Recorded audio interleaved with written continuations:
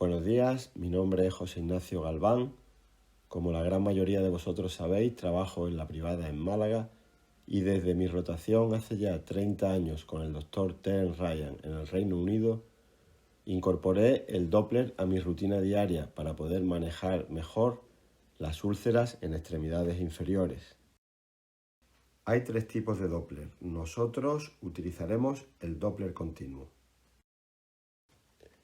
¿Y para qué usamos el Doppler en el manejo y control de las úlceras? Nosotros utilizamos el Doppler para estudiar el índice tobillo-brazo. Este índice es el resultado de dividir la presión arterial sistólica en la pierna y en el brazo, y el valor debe ser 1 o ligeramente superior a 1. Si existe daño arterial, el flujo laminar tras la estenosis es turbulento, como podemos ver. Un alto grado de estenosis en las arterias de las extremidades inferiores provocan una pérdida de la presión sistólica en el tobillo y por ende una disminución del índice tobillo-brazo. El material utilizado es sencillo, como podéis ver en esta diapositiva. Debemos tener fundamentalmente un aparato de Doppler con su gel conductor y un esfingomanómetro. Este es el aparato que utilizo, un Sonicite comprado en el Reino Unido hace ya la friolera de 30 años.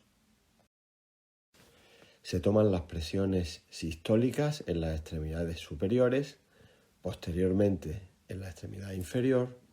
Esto se hace con el Doppler y con el esfingomanómetro, por supuesto, y se calcula el índice tobillo-brazo, como hemos comentado. Tomaremos la presión sistólica en el brazo, posteriormente la presión sistólica en la extremidad inferior. Se calcula el índice tobillo-brazo, el ITB, como hemos explicado. Aquí vemos un ejemplo. El ITB del derecho es 1, que significa que llega el 100% de sangre a la extremidad inferior derecha. Sin embargo, vemos que en el lado izquierdo nos da un ITB de 0,63, que significaría que la pierna izquierda llegaría solamente el 63% de la sangre que debería de llegar, con compromiso arterial importante.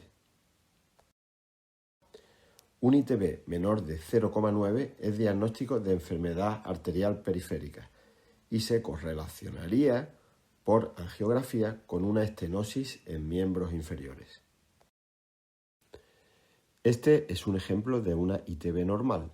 Observamos que la presión arterial sistólica en extremidades inferiores es mayor que la presión arterial sistólica en extremidades superiores.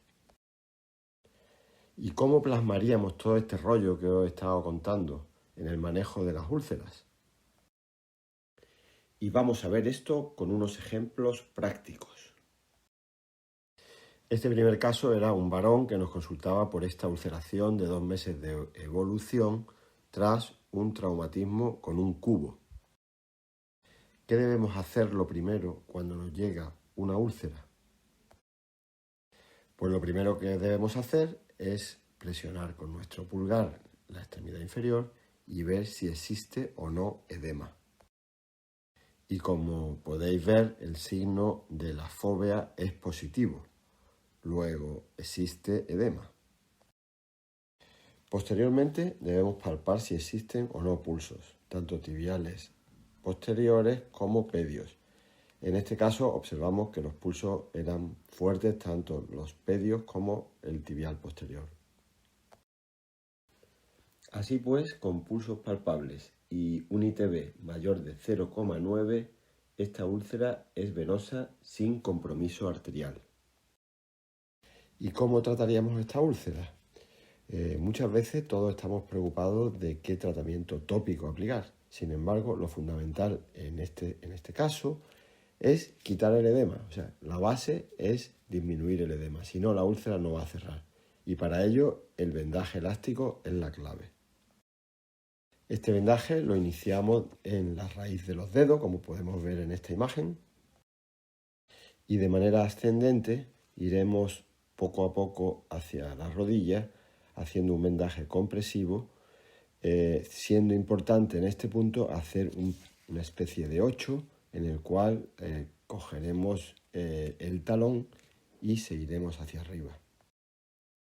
Es fundamental seguir hacia arriba sin hacer circulares, llegando al hueco popliteo.